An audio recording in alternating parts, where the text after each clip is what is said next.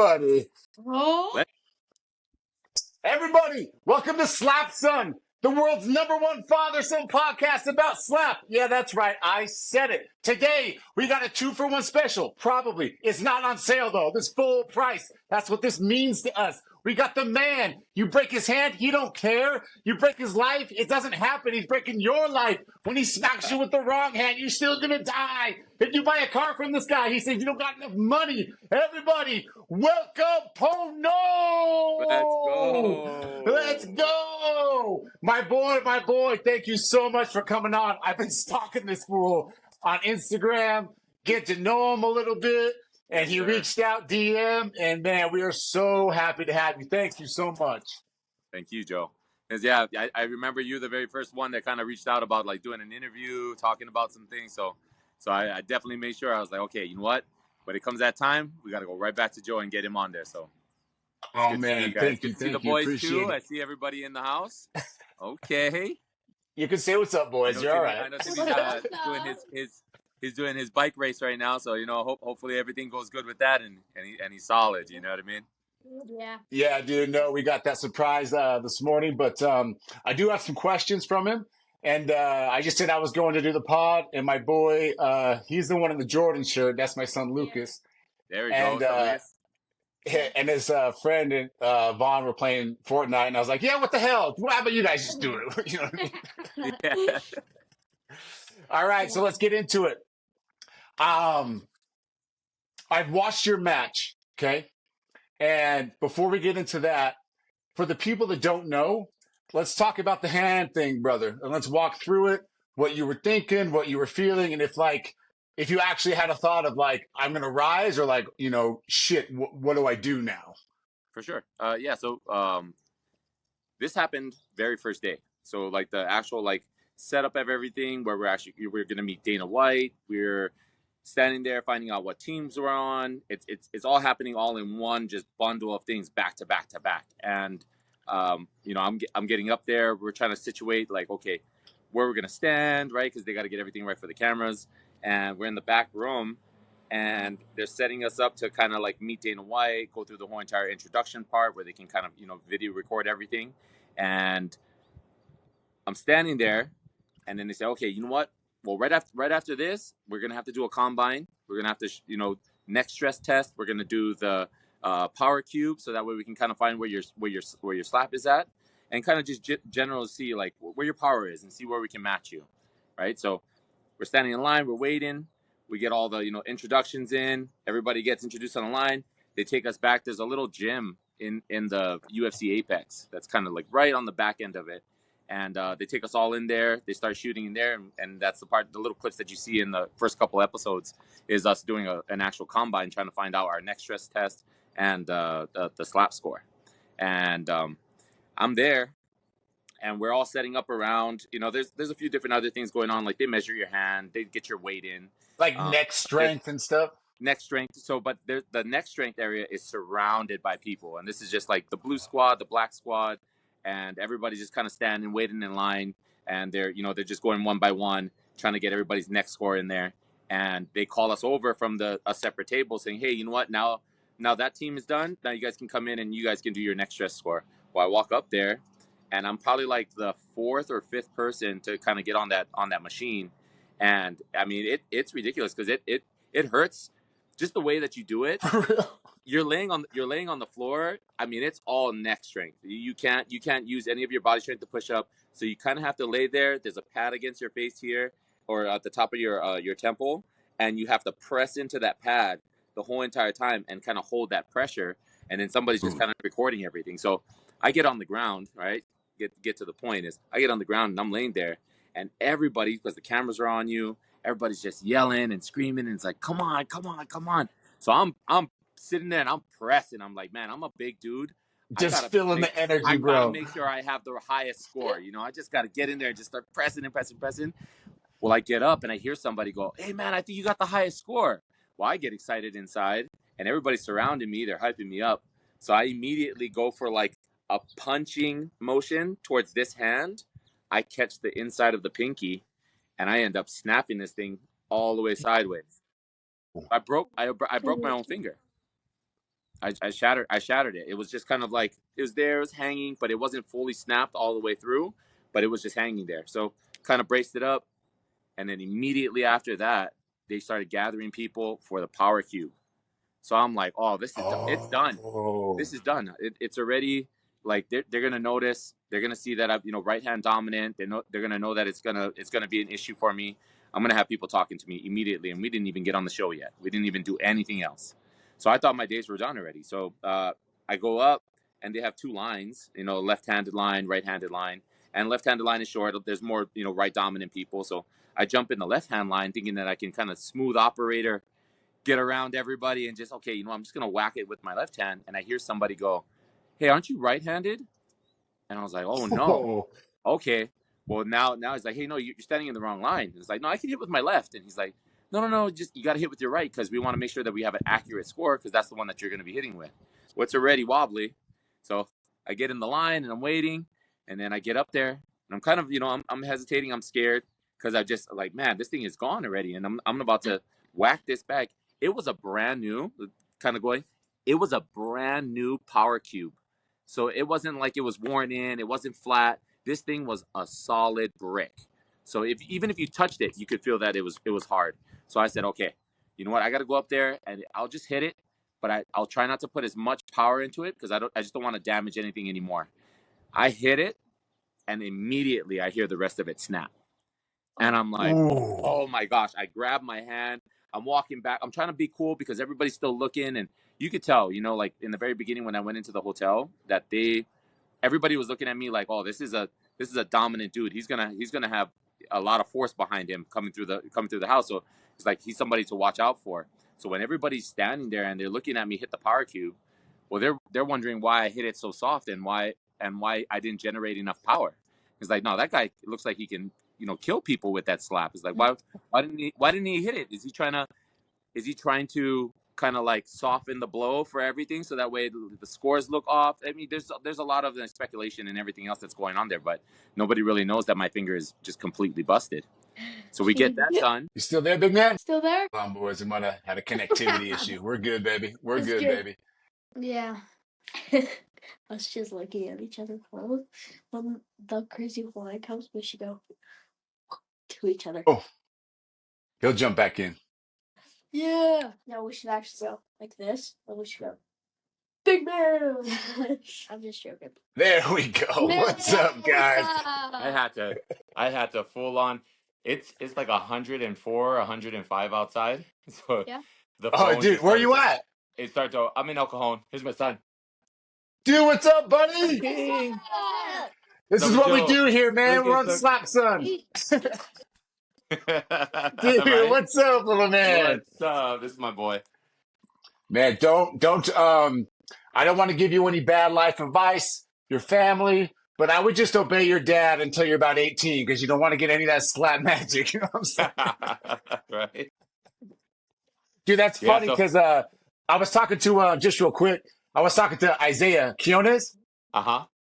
and we were talking, and he was in like a parking lot or something, and it was so hot, bro. His phone overheated, and we had Yeah. to reschedule, dude. Yeah, that's the exact same thing that just happened right now. Wait, hold on. Dude, That's for that's later. crazy. Yeah. So you know that your hand is like it's not right, right? Yeah. And you talked a little bit internally about how, what am I going to do? That, I'm trying to go on this other line. They're saying, hey, we know you're right-handed, this and that. And on top of that, they put on a new, fucking cube, which is not, it's not what it typically would be, right? So when you're going to slap that cube to show everybody what's up, I got all the power, but you got this thing. Are you hesitant at all, or you weren't hesitant, and that's why it just broke? Yeah, so I wanted to still be able to hit it and still leave an impact with everybody there. It's just like, okay, this guy's not really trying to hold back on his hit. He's sorry. He's stop. You're good. Oh, my son. I love it. I love Kids, it. I love it. So I'm still trying to not short shift it and really give them the full potential. but also still try to protect the hand, make sure that everything is still good. And I mean, that's not going to happen already with just the way it already is, and contact in the bag. It was bound to happen. It was already at a point where the finger is partially snapped. I'm at that point, you can't be you're not a medical person, so it's like, what does it look like under there? So I already know that if in my mind it would be okay. It was partially slapped. Then once I hit the power cube, I fully broke the finger. And then right after doing that, I kind of walk away from the power cube, and I walk away from the bag, and everybody's kind of looking at me, and they're like, well, where's this guy gonna go? And it's like, well, I'm gonna just try to fall suit and link back in with everybody else, so that way nobody kind of asks questions. So I go and Stonier is there, so I kind of walk up on the side of him and I say, hey, brother, you see any cameras looking at us? And he goes, no. And I was like, okay, watch.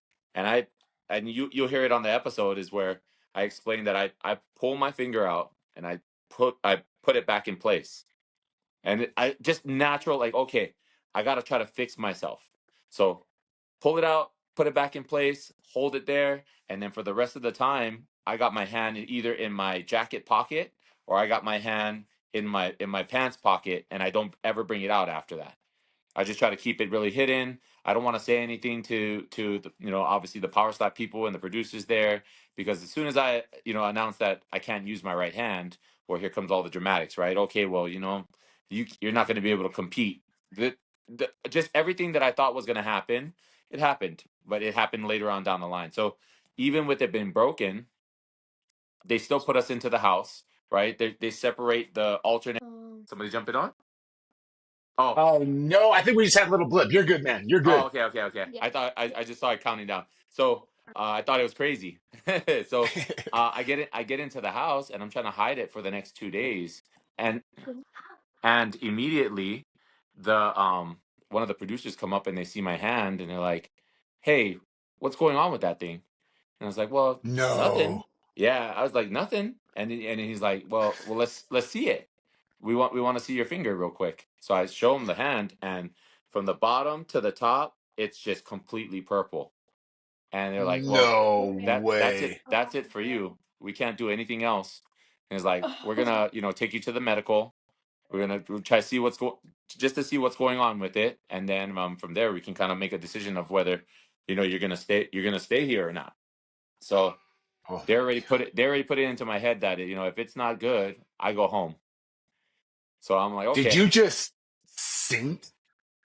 yeah, probably one of the worst Unbelievable. feelings ever, just because I knew I had an opportunity, and I probably just inside I was like, oh man, you know what, this is it for me. It's like I can't, I'm not going to be able to accomplish what I came here for. Bro. Yeah. Crazy. Well, that makes me think, um, the sport is so young, right? Like, sure, we've had some seasons of Road to the Title on Rumble and things like that, but the sport is so young that I actually had the thought just now. Do you think, at least thus far, that could be the biggest comeback story in the sport so far, dude?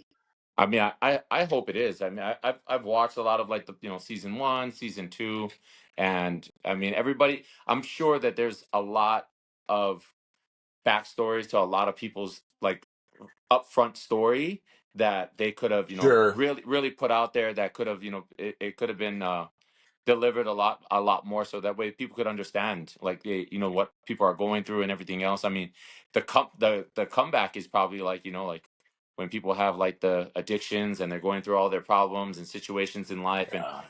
really like it's hitting them where family problems, a lot of issues, and now they're trying to make something different for themselves and get on something where they can create that platform to start doing better for themselves, if not you're already starting to do that in their life. So I hope that my story is part of one of those stories like that, where it's like it's really heartfelt, and like, Yeah. man, this guy came on here to make a statement. He even with a broken hand, he still went out there and competed. Even, and there's another part to it, is that before the match, there's a bug that gets into the house that kind of sweeps everybody, and we all get sick. And it's nothing like like COVID-19 or anything like that. I mean, we still could taste and still can smell, but I mean, probably one of the worst bugs you could ever have. I had 106 fever. I was laying in the tub and trying to hide. What? Yeah, for maybe about 2 days, 2 days leading up to the fight when we actually have fight day. I was sick as a dog. I was down. I stayed in my room. I didn't come out as much. I saw other people like kind of like coughing and doing their own thing inside the house, and it's just like, well, I don't want to be the person to kind of walk around and get other people sick. Is like at the end, Yeah. Yeah. I don't want to endanger them and make that happen. So I started wearing a mask around the house, and I even did a few interviews with my mask on, and they said, "Hey, you know what? We would love for you to take that off." And I'm like, "Well, I'm so sorry, but I'd rather have this thing on. It's just because precautionary. I don't want anybody else to get sick. I Oh, don't want you guys to get 100%. sick.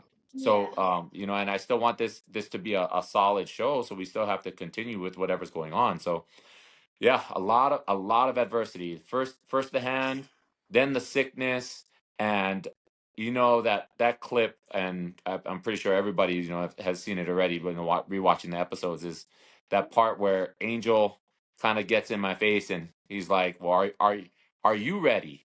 And Oh. now I get to kind of speak on that. Right? Is that I just was really confident in who I was at that moment in time, that I knew that, you know what, I've overcome a lot of things in my life, and this is not one of those things that I should be like scared about. I should face this full force and kind of push through it. But when he asked that question, my true honest answer as a man was, yeah, I was scared. And it's like, I got a broken hand that this is what I practice with all the time. This is what I'm going to hit with every single time. I'm not going to use this hand. This is my weapon. This is my weapon. So like even in my post I put, it's like, I take away my sword, take away my shield, and that's reality. It's take away my sword and my health is my shield. I at that point I'm like, well, this is it. I got to make a statement, and if even with all these things going against me, I still have to go out there. I still have to perform. And I just had it in the back of my mind that it was only for one thing and one thing only. And when I originally started this journey, and you'll meet my brother sooner or later, but because he's also in power slap as well. But Nice. we really wanted to bring the force, just like how Lane and Dane has brought it in, being the crazy Hawaiian and the Hawaiian hitman. We feel like me and my brother could do something different in this sport too, at where we start touching bases on other things where we really want to expand that Hawaiian culture and just drop it into this sport as much as possible, because there's a lot of people back home that right now, I mean, they could be in power slap, just from Oh, yeah. Dude. just from like the people that I was raised around, and the Samoan, the Tongan culture, the Polynesian culture. There's a power slap community out there that was not even thought about, because just people were doing that as a normal regular thing. So it's we trying to unite everybody, trying to bring everybody to stop was the main goal and the main focus. And that like you'll see later on down the line, my brother, he does his thing and he gets on there and he really just shows up and shows out too. So we really want to bring that culture and the society to power slap in a thing. So No, dude. So randomly, I had a conversation with Timmer before he left for his bike race. So we're out in Utah, and for whatever reason, the poly culture here, dude, it's real. It's prominent, and there's all these boys walking around, and that we're just, my boy Timmer and I were just like, Power Slap does not know yet. They don't Mhm. know, bro.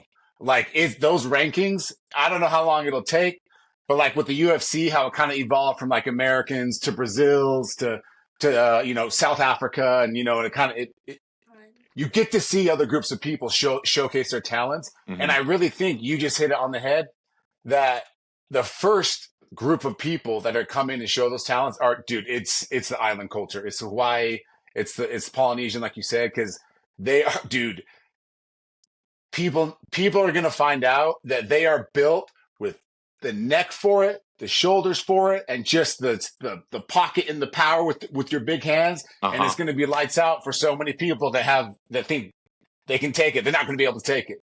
Yeah, and we've seen it already too, just watching the seasons, with like Makini For sure. Manu. look at Makini Manu. That's a perfect prime example. You know, as a very stocky Samoan, just solid built person. That like, I mean, if he wasn't built for anything else, it would have been football, right? NFL. Right. I mean, and all of a sudden now you have, hey, you know what? There's power slap. I was like, dude, you guys invented a sport just so that way we can slap each other in the face. It's like people were doing that back home anyway. It's like not. Exactly. It's like so. It's like it's a perfect lead into to how like we can really affect the sport is just by just sheer size, that real to the bone type of strength. It's there. So you'll see a lot more contenders come from Hawaii sooner or later. Once they start tapping into the pipeline there, you'll have all these people that just want to jump in and say, hey, you know what, I want to be a part of this. This is something Bro, I it's going want to to be do. unlimited, man. It's going to Yeah, be, yeah. I honestly can't wait. Okay, boys, I have more questions, but what do you got? You want to start, Lucas? You want to ask a question, Vaughn? let's You go. got a contender in Power Slap looking at you. Don't mess it up. Say whatever you want. You There's talk no way. about There's if there's no wrong answers. There's no wrong no answers. No wrong wrong answer. You can questions. ask him his favorite color, favorite car, or how long he wants to be champ. I don't care. Okay, so my question is, when you get up there, how hard do you want to slap? Do you want to go like small, medium, or is it like depending on the guy? I love it. I love it. So I want to go at full force as much as I possibly can, just because of the fact that I don't want to give the other person an opportunity to be able to slap me back. So Yeah. I'm trying to put full force behind anything that I have up there. And it takes a lot of practice. You definitely have to go out there and practice your swings, practice distance, practice everything else, because there's a lot of rules that go into doing this slap competition. So you have to practice those things, but then also be really, really accurate with what you're doing. So I honestly, I feel like is like I go out there and I put 100% full force into everything that we're gonna do when we walk up and we battle each other. But yeah, you definitely don't want him to slap you back. You can take him out the first For round. sure. If yeah, Just if you just can take him out. if you can finish it in the first, it's a lot better than you just kind of being able to take some damage and then having to respond. That's the part is like after I take a slap, it's like, am I gonna be able to respond? It's like Right. anybody can give a slap, but if you can take one and then still be able to hit back and with the same force and same power, then it makes sense. But if it's like if you can't take that slap in the very beginning, and then you get shook, and then immediately you try to go and hit him back, well, there comes the fouling, the clubbing, the stepping, everything you can think of, just because now you're not at 100%. You didn't throw your hit at 100%, and you especially if somebody goes first and you're on the receiving end, Yeah. you're So ready. I asked Anthony DeFrank that. I was like, so it's all about that first, taking that first slap, and then the adrenaline subsides. And his opinion was, yeah, man, it's like you bite down on that mouthpiece, and then but once you get hit, you're like, okay, I'm in this. But if you have the opportunity, you don't want them to be in it. You just want it over. Yeah, you just want to end it quick. You don't want to take any damage, and especially because I mean, who's to say that you might not have damage on your hand from the hit, or on your muscles, your shoulder, tearing something. It could be something completely different than what's actually coming, right? The damage that could be coming from the opponent. So yeah, you want to try to deliver as much power as fast as you possibly can. I really feel like this sport will start to take off once everybody starts to dial in certain pieces of the puzzle. So like if you notice, like when I line up and I do my hit, and sooner or later you'll see my brother do the same exact thing. One of the other contenders, Bryce Jones, he has that same style, is that lean. So we have a technique to us where it's that Aloha lean, baby. the aloha lean, right? Yes. So putting all that force on the face, being able to transfer your weight to the face, and then getting a full lean where the eye lines up with the opposite eye. So whichever way you're leaning to. So left, if it's my left eye, I'm lining up with the eye that's on the opposite side of his face, and then that gives you the space, because what you're trying to do, and I try to put it in like the simplest terms, is you're trying to create the amount of space, because when you typically deliver a slap on somebody, you're standing straight directly in front of them. You're not off to the side, you're right in front of them. So when you put your hand up like this and you've got them in your sight, well, I'm delivering from here, from the center. Got I it. don't want to deliver from the center. I want to be on the opposite side of his body, so that way I already have momentum. It's already going to start building from here. When you transfer over to the opposite side of the eye, so it's literally from left eye to this eye, right eye to this eye, and then coming back and doing the deliver. And you can master that within the first strike, second strike, third strike. It's all about your timing and positioning from once you make that contact. So if I wanted to do it on 2, right, and just kind of not using the example of what we do is that lean on 1 is on 2. I would put my hand and be measured up with him just regular from the very beginning. I would load, come back. Once I come back here, my hand presses and I lean. And then that's it. I come back Dude. here and then I deliver. That's crazy. Same thing with 3. You're here, you measure 1 to get accuracy, 2 to get accuracy where the hand is there, and then that third one that on 2 you already should be here. Then coming over and then bam 3. So it's Yeah, a and lot.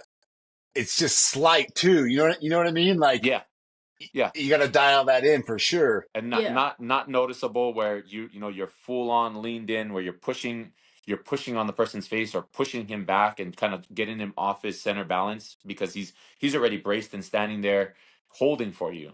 You don't want to push him and kind of get him to lean like this, because I mean potentially when he gets pushed off his face like this and he tries to come back, well, he'll either do this or he'll try to go down this way.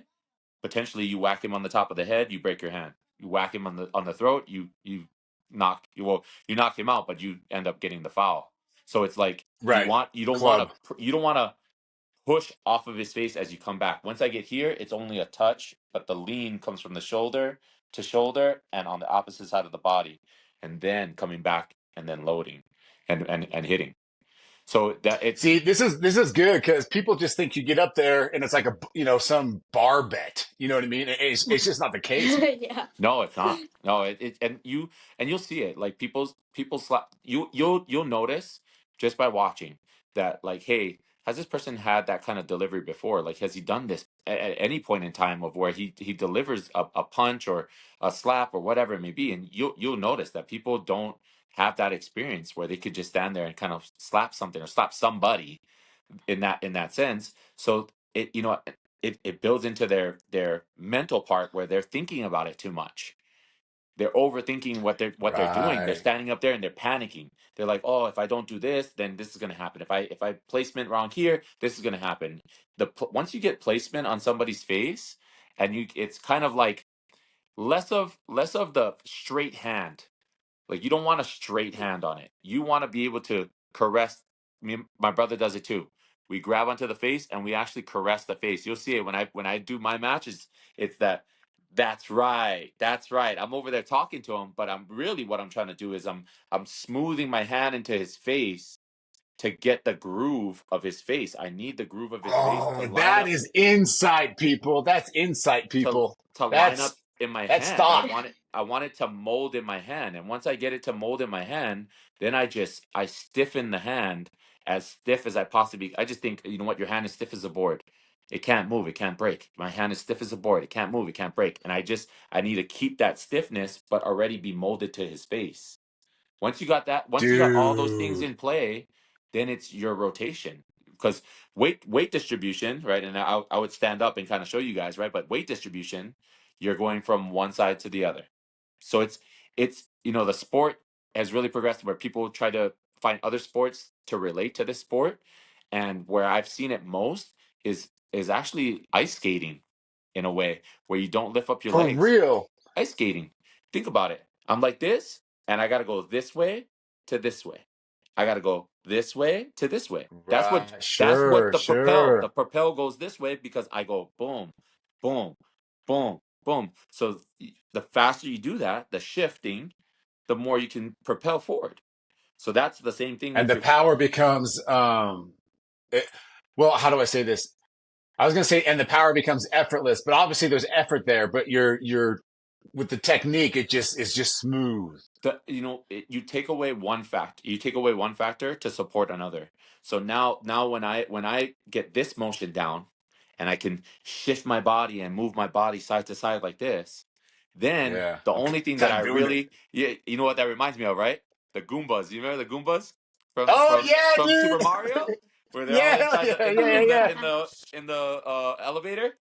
Okay. Yeah, I remember that, So dude. that That's funny. shift back and forth is what you really want to just that's the weight distribution. Like you're trying to learn weight distribution, going from center of mass all the way across, center of mass all the way across.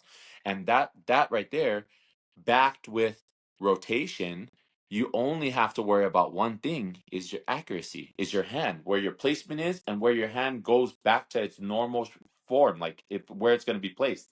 Is it going to come back that same way? Only way to fix that is by eye. You have to Goes back to the eye. once you go from here and you shift and you go over this way, and I'm coming back this way, this your eyes have to be locked in with that target 2 seconds, 3 seconds before you actually make the impact. You have to go across. Even if I was looking down, like I'm looking, like how you see if a lot of people they bring their hand and they load it all the way back here, but their head Oh, naturally their hand goes back here, their head goes down here. They don't lock eyes with the target before they whack. They keep their eyes down here and then they swing, and in that motion of this, they glance. They basically just look at them and they go down. So they just a second and then they hit. dude, you're But if you lock up, if you go here and I'm looking down, but I immediately turn and I look at you, then I've got it on where wherever my eyes is, that's where my hand's going to lead and target. It's going to go straight back to the same spot and position that my eyes are.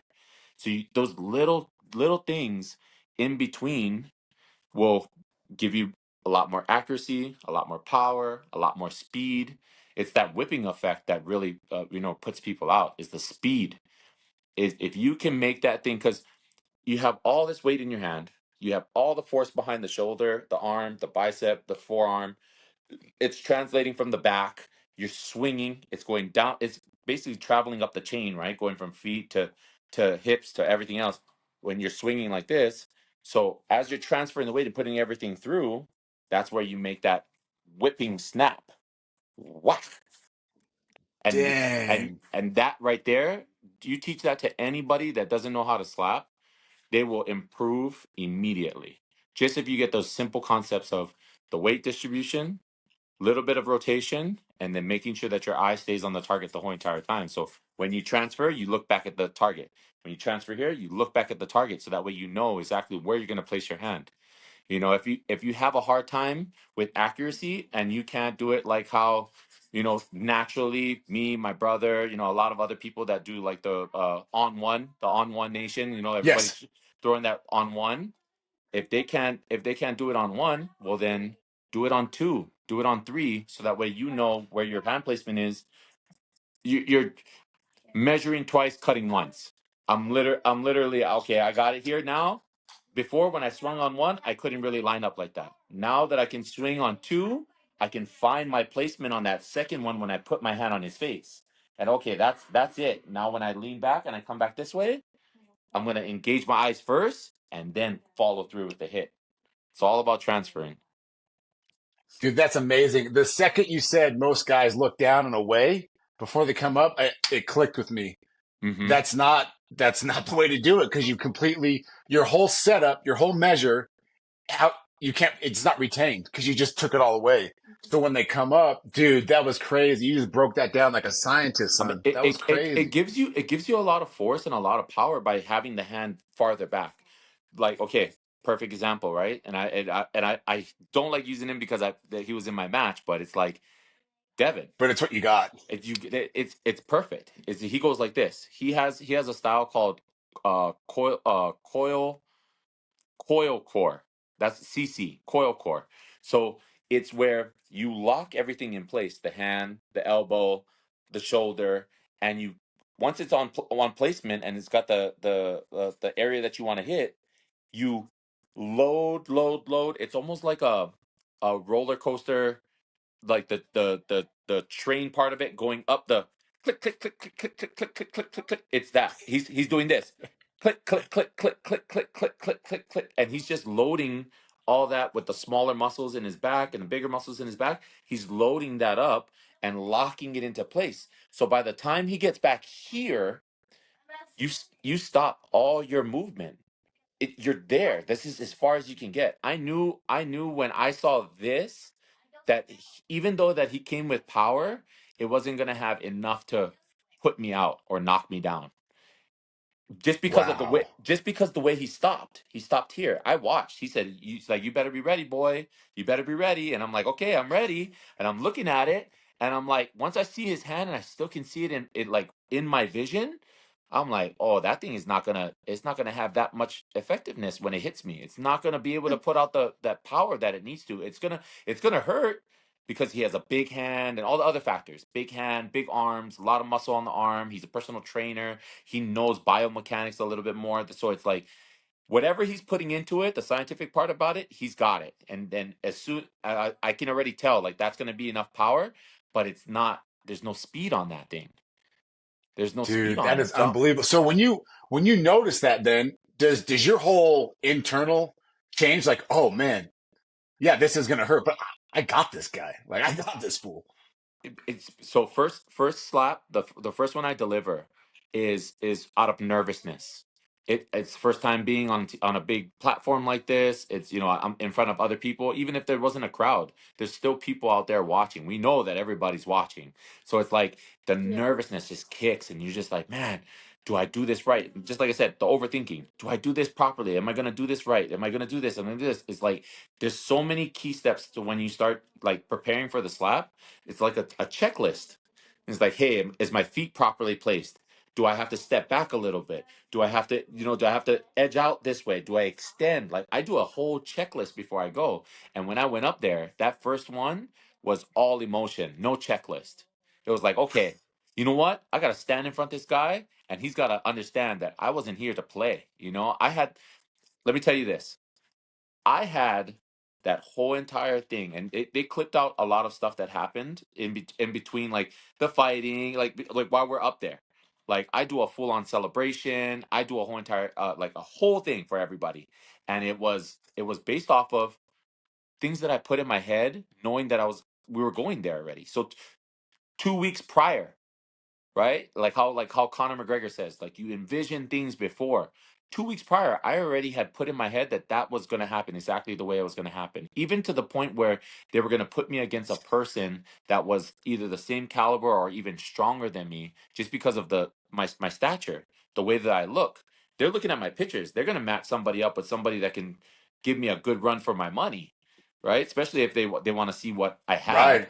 They're gonna put somebody up against me that's really good. And I knew from seeing him at the hotel and kind of like wandering and kind of looking around that he had the characteristics of the person that they would put against me.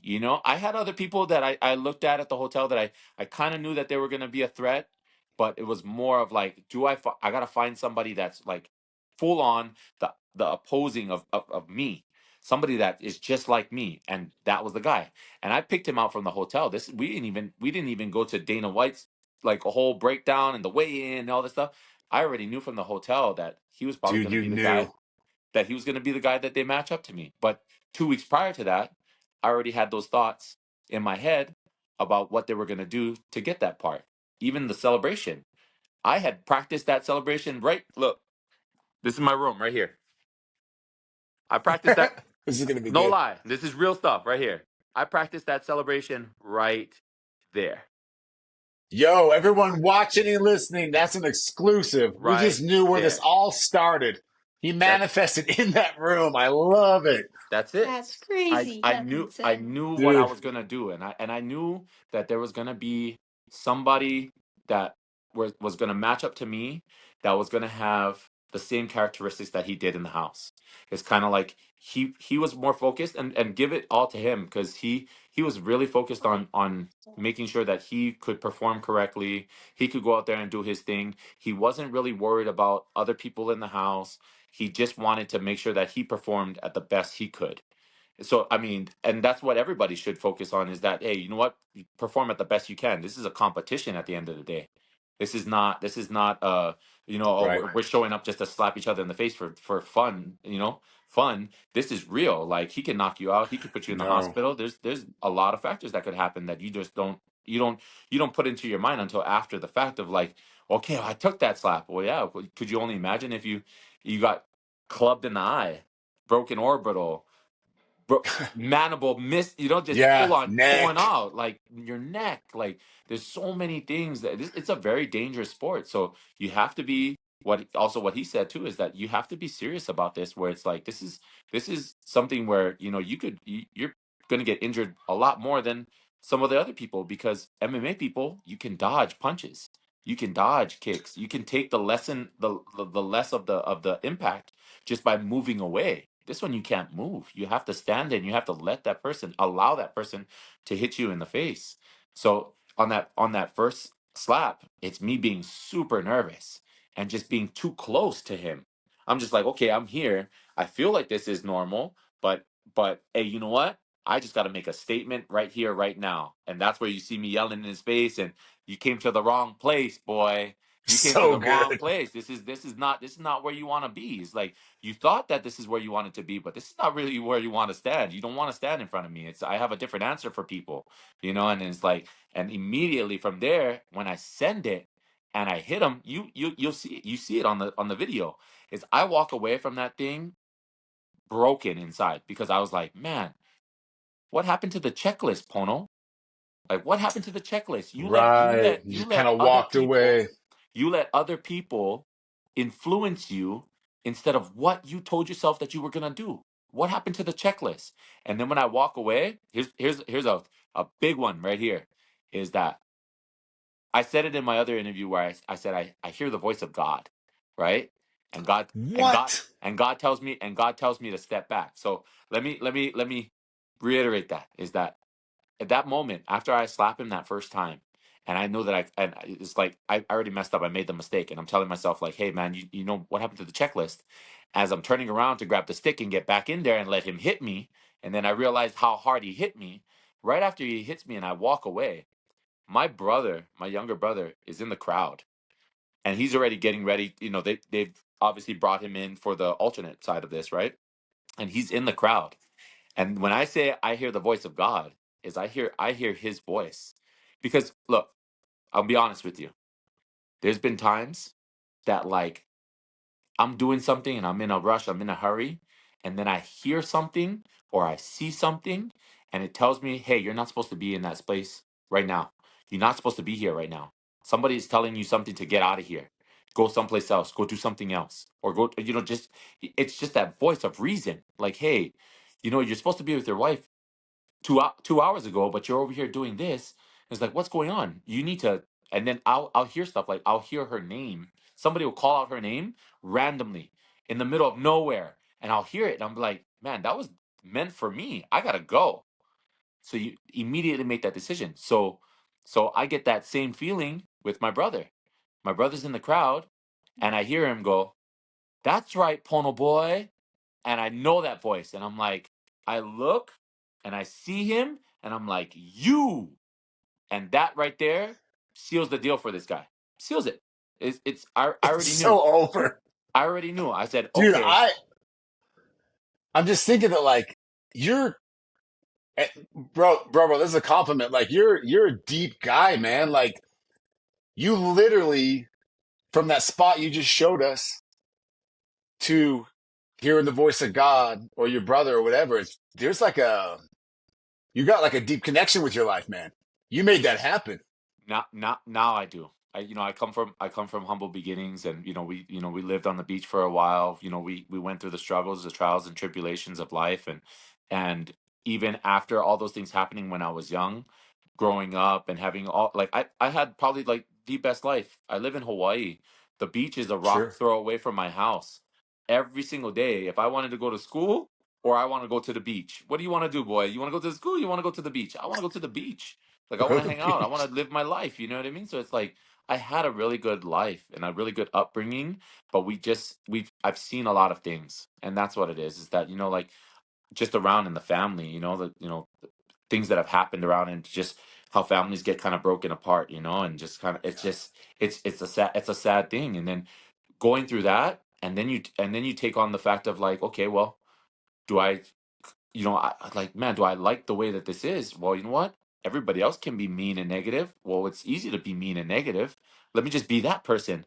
It's easier that way. I can try to be positive and try to do positive things and still be a good kid. But it's like, man, I'd rather just do this because this is way easier. So I start doing all the bad things in life. And then it just snowballs and snowballs and snowballs all throughout my life. I really didn't see this person till way later. I'm 36 now, and I didn't see this until I was probably almost like 29, 30. And then it really didn't hit me until like 2 years ago. Like really just like sunk in, just like, hey, this is what you really need to start doing with your life instead of going this way. Because if you continue down the wrong path, you can end up in bad situations. If you make the wrong decisions, you know what I mean? Can we correct it? Yes. But it's gonna take more work to correct everything that you did wrong and then try to make everything do right. That's double the work. Why don't you just start making the right decisions from now on? So going back. Dude. So I hear my brother in the crowd, and he said, "Come on, Pono boy!" And I immediately I know his voice. That's you right there. Okay, this guy is. I'm already telling him. I was like, this guy is done, done. They cut out that whole clip. I was like, this guy is done. I We go got up to find there, that clip. and Robert Trujillo is talking to me. He goes, "Man, I understand where you come. Like, bro, you got this. It's like I don't even have to tell you anything. You got this, brother." And I was like, "Yep, watch this." So I chalk up, and when I come back out there, I get on the line and I start going. So they clip out this whole other part too. Is I get on there and I do what I know is gonna just end it. I do the lean. If you watch the first slap, there's no lean in it. There was no checklist going. So there's no lean there. I just kind of stand there and I get my gauge and I'm like, oh yeah, this guy's gonna go. Whack. The second one, I get the lean in. But just before I get that hit, the people the referees and everybody stops me because he's telling them, hey, this guy keeps on pushing on my face. He keeps on pushing on my face. It's because of the lean. I'm here and I've already got it lined up. I've caressed his face and I do this. So my hand naturally, because all this is not going to stay in its place all the way out here, it's going to go with where my body goes. Once I do the lean, it's pushing on his face like this. And I was like, well, I'm not pushing on you. It's just me getting ready to whack you. And he's crying about it. He's just like, hey, you know what? This He guy's knew. he's this guy's pushing on my face. This guy's pushing on my face. And it's like, okay, you know what? They call it. They say reset. Okay, reset. Let's go. So I reset. I do the same thing, but now I edge my body so that way the lean's already there. I'm like, okay, it's gonna be there now. And then he I'm getting set and I'm kind of stepping back, and I realize that like my hand is kind of close, but the key factor is that I hear it in the crowd that my brother goes, "Hey, step back," and I know that voice. We coach each other. I hear him say, "Hey, step back," and this is key. When your coach tells you what to do, it's probably because he sees something he sees something that you don't see, you gotta pay attention to outside factors. A lot of times, the fighters get into their mode where they don't pay attention. They think that they're better than that. They're in that moment. They're good, and then little key step could have done better. And that's that information that I took. So I see it, and I'm like, "What did he say?" He said, "Step back." And I looked down at my feet, and I was like, "Oh, he's right. I'm way too close." I was like, "Okay," and then Oh, that's where dude, it's coming. and then that's where they clip it. Is that now they see me take the step back, have the hand, hit the lean, pull back, and whack. That's where that clip came from. But there's so many pieces to just that build up, emotionally, physically. That like it, I mean, if you it would just amaze people if you could hear it from step one, just like right now, like me telling you right now. If everybody was able to watch that develop, they'd be like, "Damn, what was this? This guy is something different." It's like this is really like you. Everybody thought that it was something Yeah. different when I delivered that stuff and the way that I did it. But it's like if you could only imagine the build up to that. Like I am crushed by my right hand being from a thrown. oh dude, well I mean one, it's exciting to see what you're gonna do with that right hand. But I think you're right. Like they should have shown that build up because dude, when that guy goes wet chicken on the fucking podium and you're screaming, bye boy, bye, all that stuff. Yeah. That was That was incredible. That was incredible. But I agree. If there was actual buildup to like the technique of it, Yeah. oh man, that would have been amazing, dude. I mean, even the after performance, like I do a whole entire thing because it's it's in cultural, right? Back in the day, For sure. we sacrifice people. You know what I mean? Like it's a culture. Yeah. Like things happen like that. You know what I mean? So it's like, and not to say it in front of the kids, but it's like Ask it. that's a Vaughn, don't thing. worry, we'll get to you, buddy. You're next. You're next. That's a thing is that like you'll like if you could watch that whole entire thing, it was already here, planned out right here in this room, right where I'm standing. It was already planned out of like, hey, I need to drop down on one knee, I need to put the hand down into the ground, I need to pull some souls out, right? So I'm like boom, and I'm like I'm holding, and then I get up. I have and I don't have it on me, but in my mind I have the like the strangler string that we use to decapitate, to pull, to tighten up and choke people. So I have it in my hand and I throw that thing out. So that's that part where after I hit him, I'm like, boom. I drop down on one knee.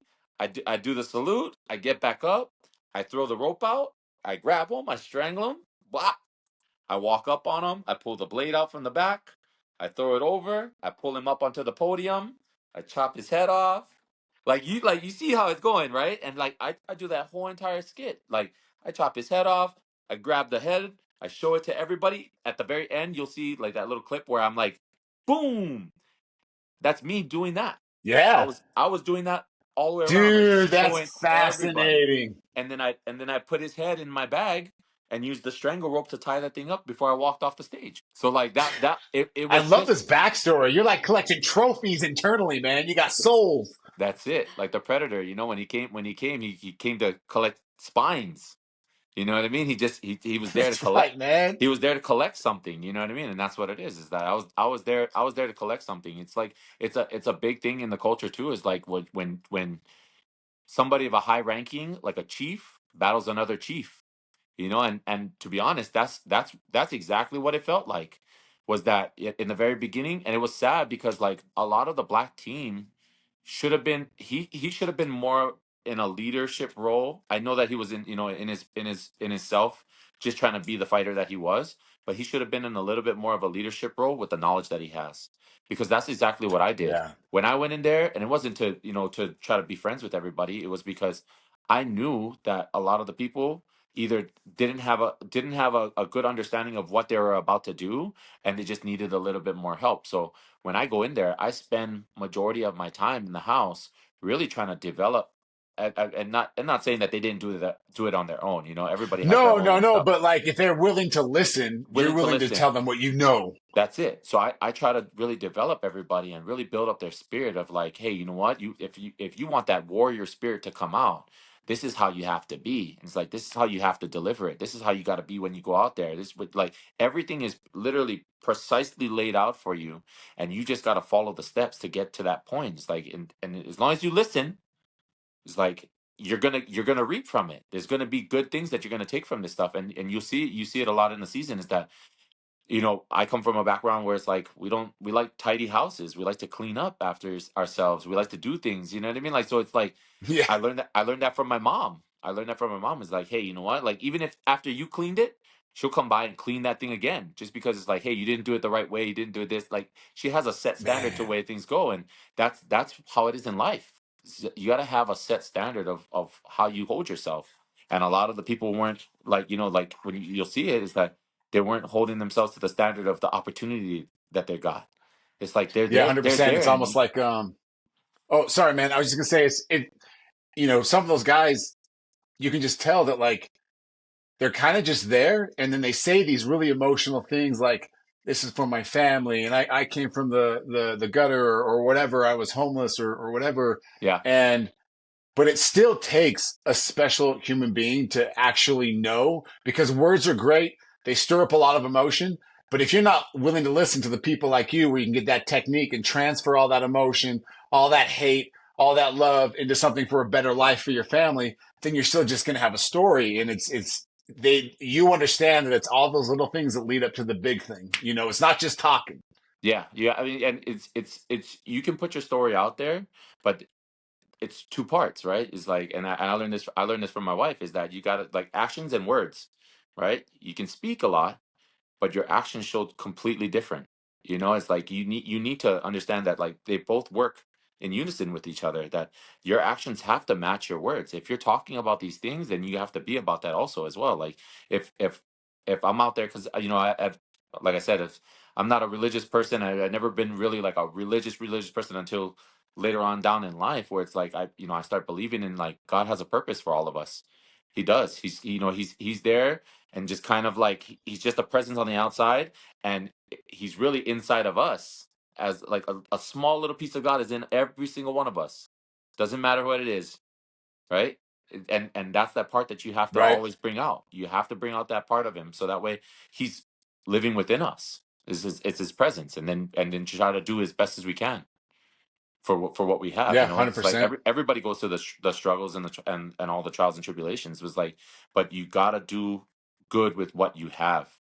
You have to do good Yeah. with what's presented in front of you. If not, then you're always going to fall suit to making the bad decisions, going down the wrong path, and listening to and not listening to the wrong people, but other people will have their opinions about what is right and what is wrong. You know, and it's like you at the end of the day, it's you. You got to make that choice and you got to make that decision of what is right and what is wrong.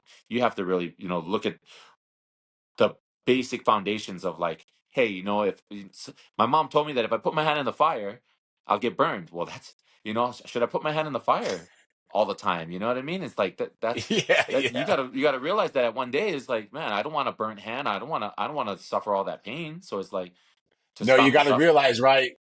This sucks. I Yeah, don't want to burn anymore. yeah, yeah. It's to stop the Um, suffering. Stop Big the Vaughn, bleed. we got you. Go, Yeah. Big Von. Yeah. Go Big Vaughn. Uh, oh, sure. Now you leave. Come on. He's like, yeah. You want me to get Did off you the get thing? too There he deep? is. There you go. All right. All right. Okay, boys. Thanks for being patient. You know I got Okay. the gift of gab.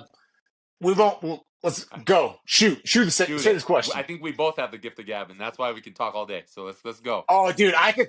That topic you were on. That's like Okay, a so dinner conversation when between you you and I, like bro. Yeah. get a Like, foul on oh. them, like say hit them in the Anyway, throat and they get knocked out, or are you like oh frick, what did I do? Or are you like, hey, you deserve that? Okay. That's a good question. So for some people, it's a different answer. For other people, it's a different answer. So it's like, if the buildup is there, we between me and Devin, we didn't have a lot of conversation to have within the house. The actual buildup of like, hey, you know what, this is this.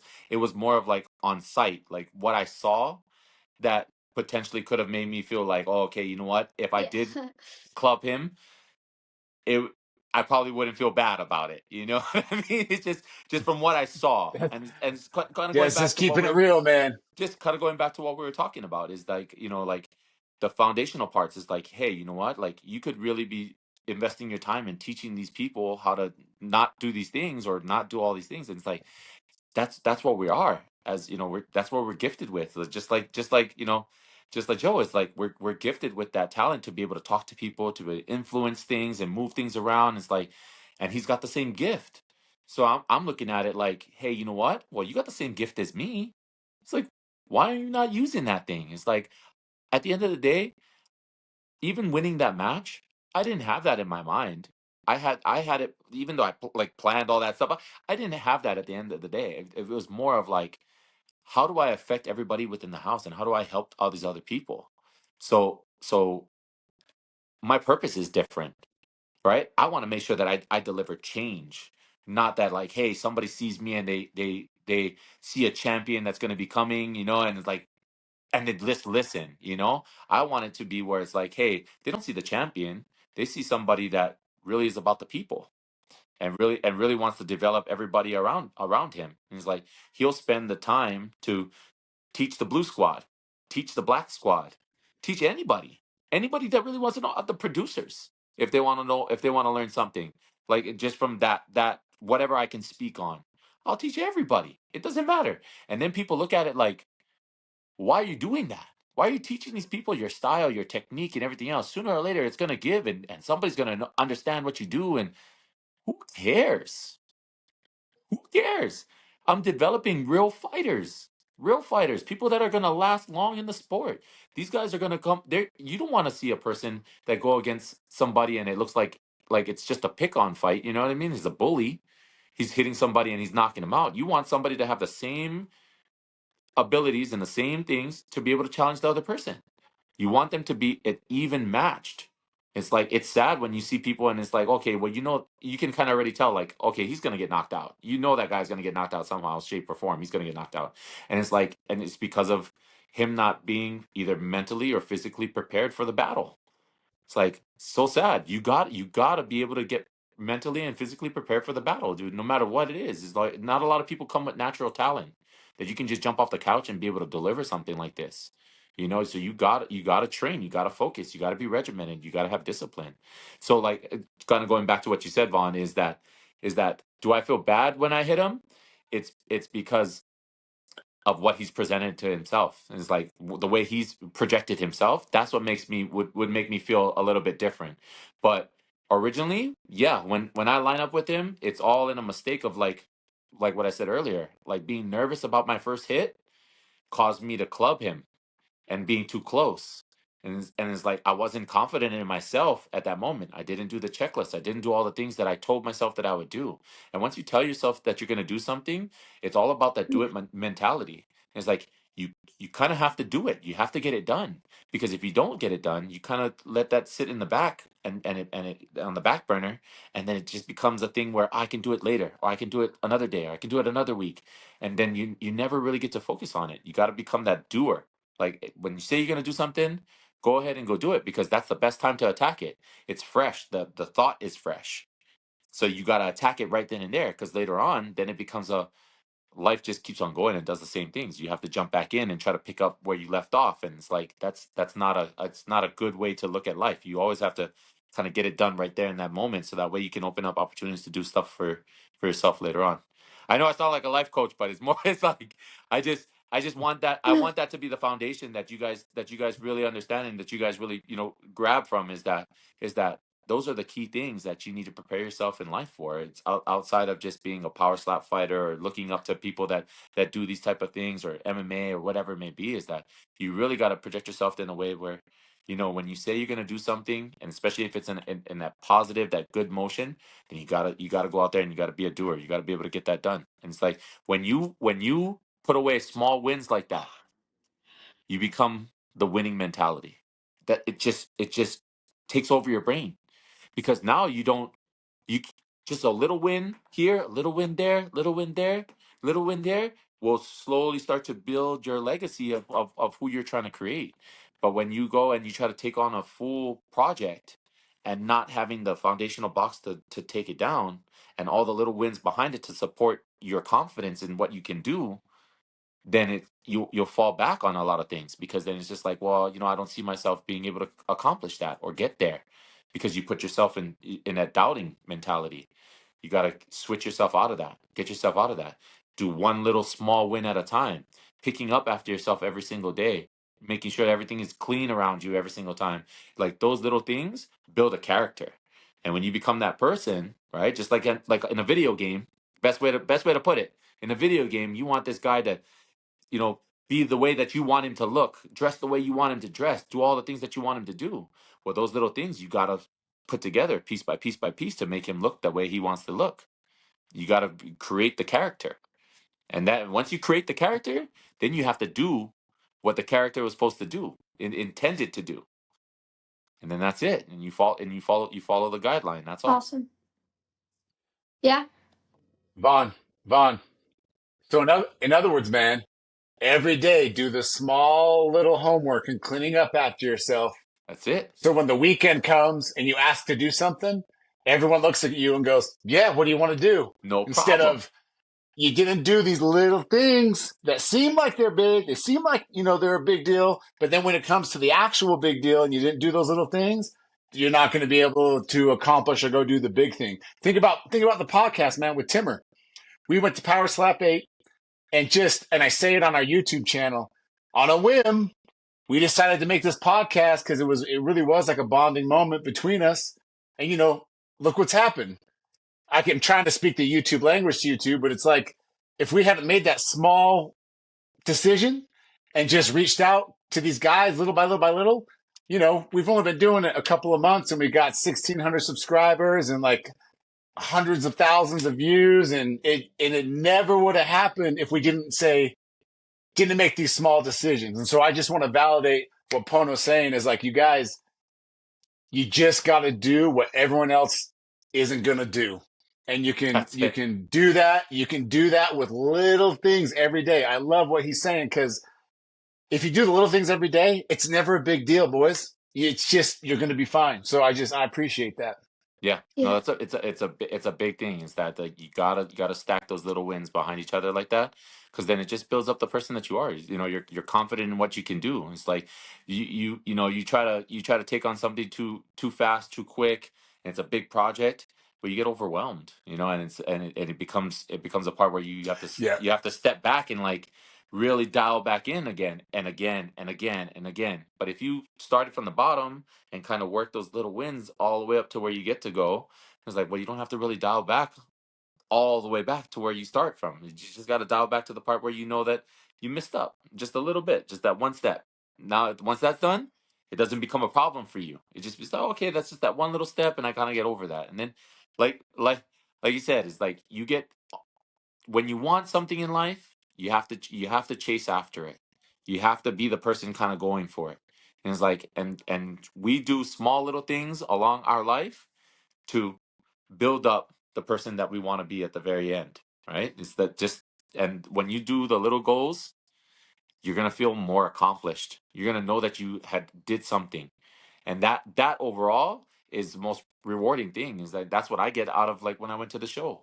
Is it was the most rewarding thing that I could ever bring back with me, is that I got to sit there with 45 other people and really listen to their stories. That's another big thing. 2 ears, one mouth. You got to listen. Listening is huge. Listening is huge. That's why we got two of these and one of these, right? Is that you gotta listen twice as much than you talk. Because when you listen, you learn and you understand. And then you understand what people are going through, what's happening with them, and you can really start to work on them, fix them, just by being the open ear and listening to people. Same thing with like doing things around like being successful in life. It takes a lot of listening. You have to listen to the other people, because that also it's coming from somebody that has probably been around a lot longer than you, or it's probably somebody that has done a lot more or had more experiences than you. It's like you only can go to the point of what your knowledge has, right? You only can go to that point. So how do we get better? We expand that. We learn from other people that are better than us, that are faster than us, that are quicker at reading, and it just makes you a better person, because now you get to study somebody that is in the level that you would want to be. You want to be someplace, study the person that's at that place now. And then from there, then it's kind of just the building blocks. Is that making you sure you have the foundational discipline and everything else to stay on that same path? Because one big thing is discipline. Discipline is everything. You can go every single day doing the same This one's thing huge. and not be irritated, not be mad that it's like you don't see the result, you don't see the result, you don't see the result. Sooner or later, because you're so disciplined, something's gonna come from that. Something's gonna happen where it just kicks in and it takes over. Go ahead, Joe. Dude, that's perfect. Lucas, what does mom say every day? Does she talk about consistency? These guys are Hey, dumb, that Pono. that would be my son's answer too. Is I don't know, because that's the first I thing don't he know. goes to. Is the first thing he goes to I is I love it. don't know. So my dude, I love it. I love it. So my wife, every day, so she trains people and stuff.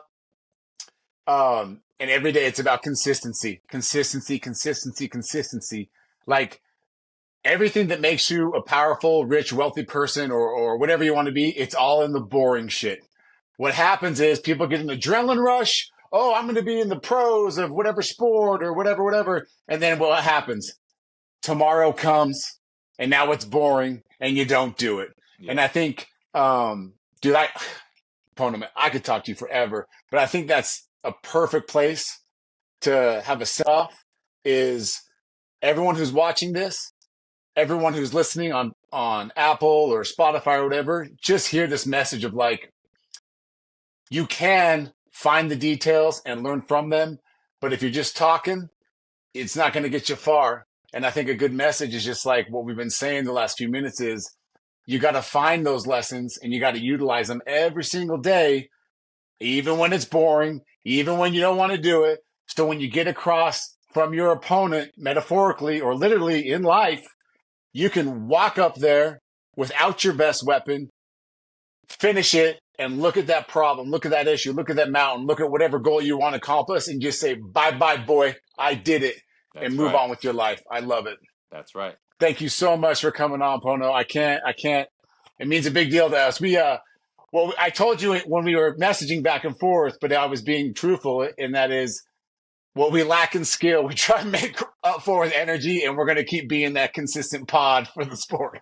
No, for sure. Yeah. And if you guys ever need me to come back on and talk and you guys want to the same thing, I'm always open, so it's more of like I like to be able to, talk to everybody, get the message out there, make sure that everybody understands like it's like we come from you know bad past and everything else, and like the steps that we take in life, even with having all those things happen to us before, you have to make those steps every single day. You have to take them every single day. You have to put yourself in that mindset of like, this is what I need to get done, and I'm gonna do it. Just because the fact that that at the end the result is that you're gonna be a better person inside and out.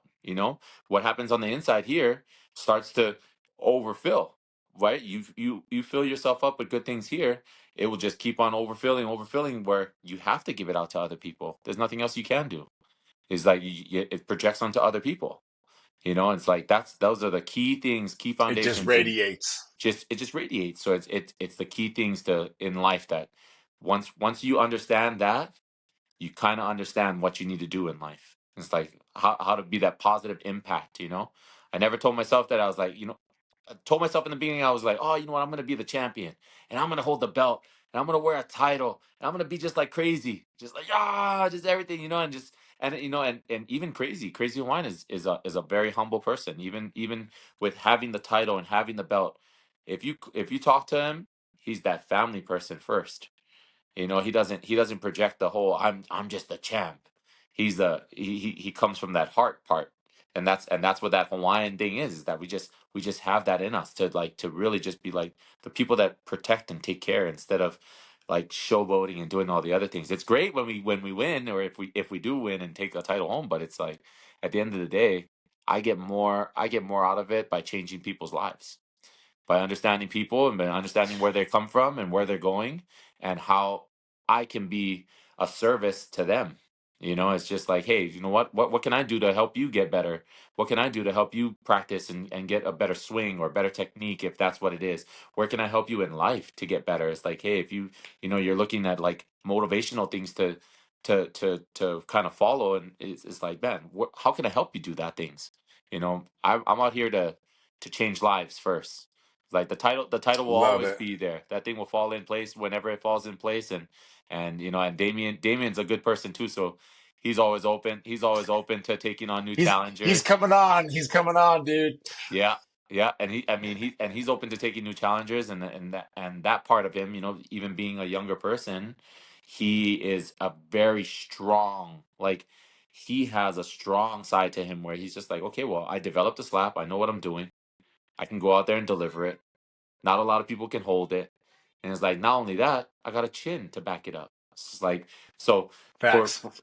for anybody in my position or in the lower seeds, for them to face him is facing it's the main boss at the end of the game. It's you have to Yep. be able to prepare yourself with little things, little wins to get to that point where you have to fight the main boss of the game, and when you fight him, at least you'll be more prepared and more confident to be able to deliver not only the slap but also the message, right? And the message is that, you know what, people can prepare yourselves for this. You know, we're at the end of the day, we're all human.